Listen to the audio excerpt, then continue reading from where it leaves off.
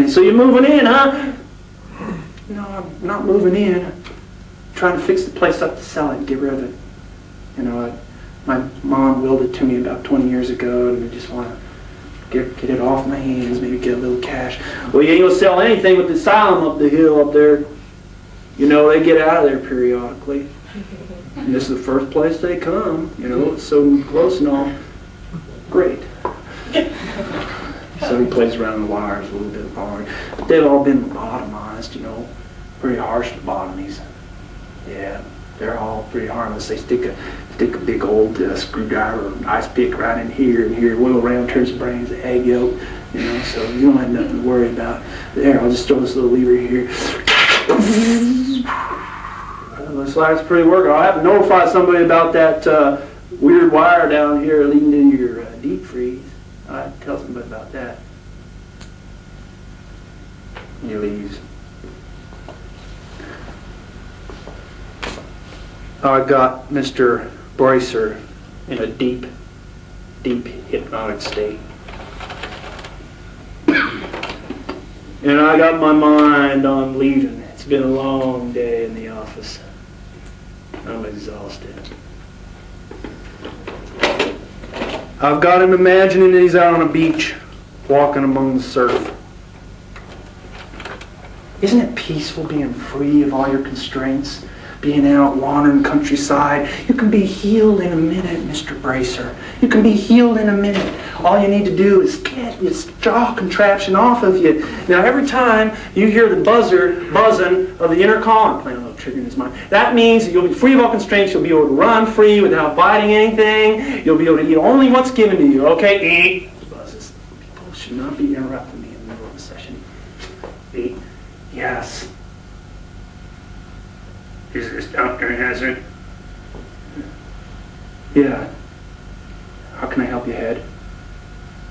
Well, I just wanted to know how things went with Mr. Trickler and your therapy today. Oh, it went pretty well. You sure have some bizarre delusions going on here, you know, the usual paranoid fantasies and this kind of, you know, perverse sexuality, things like that. Seems to be obsessed with some woman up the road, you know. I don't know what it's all about, but I figured, you know, I'd just get him in a little hypnotic therapy, take him in pretty deep, see things, and a lot of freedom that way. It's nice. Very interesting. I tried to buzz down earlier and I was not able to. Maybe you should have Darling look at your intercom. Oh, no, I unplugged it, sir, because Trickler's looked pretty paranoid and I figured I may as well indulge him a little bit. No, that's unacceptable, Dr. Hazard. Look, we send signals in case of tornadoes and other types of disasters over that intercom. I don't appreciate your unplugging it. Oh, okay, sir. Look, there isn't much in Trickler's file. I'm just wondering, what's the deal with his head? What happened, do you know? Very unfortunate brain tumor. Yes, he was brilliant too. Well, I'll talk to you again, Dr. Hazard. Please keep me posted on how things are going. You talked about some woman up the road, and I'd like to know more about her. Yeah, it's all pretty, still kind of foggy to me now. I haven't dissected all the symbols yet, sir, but as soon as I figure them out, I'll give you a report. Right away, please. Yes, sir. I kind of could see him in my mind. This little thing pressed up against his neck, this little tracheotic hole there. I even kind of imagined for a moment that he smiled a little in the tracheotomy. He kind of curled upward. So I leave the office and I drive back roads. I buzz to Darling. Remind old Brace boy that every time he hears the buzz, he can be free of his constraints. I'm driving and I see the old for sale by owner sign, and I see this odd flickering up at Joan's house. Kind of weird, all the lights, all the windows in her house are just flickering like something. Maybe she's got some movie going or something like that, like a TV. So I hesitate a moment.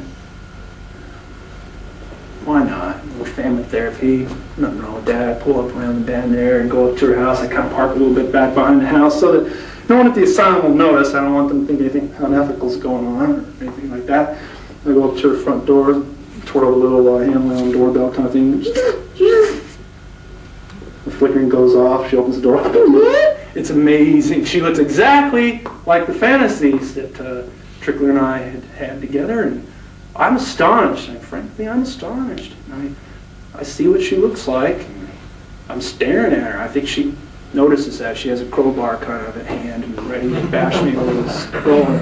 So, I saw the for sale by owner sign out there on the road. I thought I'd come and see her insides, if you don't mind. She steps away from the door. I guess that means come on in. So I walk inside there a little bit. It's kind of a bone empty place. I wander around. It's pretty amazing. I look around. My eyes keep returning to her. It's deja vu or something. It's like I've seen her before. Are you looking at me or the house? It seems like I know you from somewhere. I'm just, sorry. Yeah, it's a little bit off the beaten path, isn't it? Yeah, that's why I'm wondering how you found it. Yeah, I'm just driving through. I bet you get a little frightened out here. I go and look out the window, and if I croon my head the right way, I can almost see the woods there where the asylum might be. I get a little nervous out in these plains all alone. I bet you get freaked out too. You're all alone in this creepy old house. And yeah, it would drive me nuts after a little while. Get awful lonely. What I do is I turn on the radio or talk to somebody. That kind of roots me back in reality a little bit. That's what I do. Get lonely when I get lonely. Look, I don't have a bed, if that's what you're thinking. Kind of try to laugh off. Well, that's what I was thinking. That it's just dark hair. No, I wasn't thinking that. Look, you're a doctor, aren't you? Yeah, Doc Hazard. Good to meet you. Yeah, I can tell. I know your mind games. Yeah, I work up at the asylum here. Well, I think I'll be going now because it looks like you're in the middle of the project. She's got a little film projector out here, a little 8mm thing. She's projecting something, I don't know, on this blank wall over here. I'm walking towards the front. Wait a second.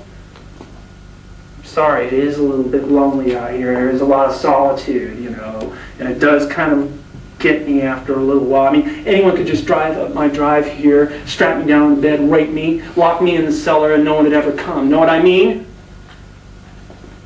Yeah, I guess so. So she sits down here on the sofa for a little while. Doctor, I'm going to tell you honestly, I've been remembering some weird things in this old house. I've been remembering and dreaming odd things. Well, tell me about it. I mean, it can't be any weirder than anything I hear up at the asylum every day. Go ahead, I'm here with you. Don't be afraid. I kind of sit down on the couch next to her, thinking maybe being a little father figure, So I can just remember these really strange things that went on when I was a kid. And they're coming and they're bubbling up to the surface all the time.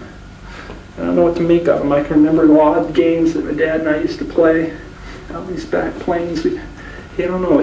Sometimes he'd like lay on the kitchen floor there, the checkered floor with black and white checkered floor and blue walls, and he'd have me pull him by the ankles towards the basement door. He's like preparing for like a nuclear attack or something. I don't know what was going on in his mind. And other times we'd build a little fortress out of mattresses down in the basement and hide down there and play games and stuff for a long time. He said it was just in case it ever dropped or something. And he'd show me films, and he kind of weirded out a little bit. And I just don't know about him. I'm having some odd memories, and they come for him sometimes in their black cars, and they pick him up. And he'd disappear for 2-3 weeks at a time. And I didn't know him, Mom didn't know him, no one knew him. It's a mystery.